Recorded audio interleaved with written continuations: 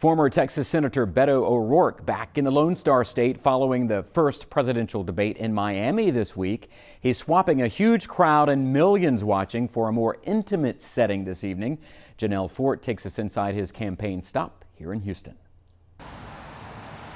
An intimate crowd packed into the small space at the West End, eager to hear presidential hopeful Beto O'Rourke. I've never been to a political event of any sort, and I've never actually made a donation to any political candidate before last night, and it was to Beto. He's coined these campaign stops, Band With Beto. These grassroots rallies are what led to his rise in popularity. Supporters say they help O'Rourke create an almost one-on-one interaction with potential voters. I mean, once you see Beto speak for once, you're hooked. And that's what everybody says. He's got a different feel to him than any other politician does. The night, full of energy, starting with a number of performances by local artists, capped off by Houston's own rapper Paul Wall stopping in to spit a few tracks and stunt for the former Texas senator. I'm here to represent for Beto one time, man. O'Rourke then made his way through the crowd, lots of hugs and I love yous before taking the stage to state his case.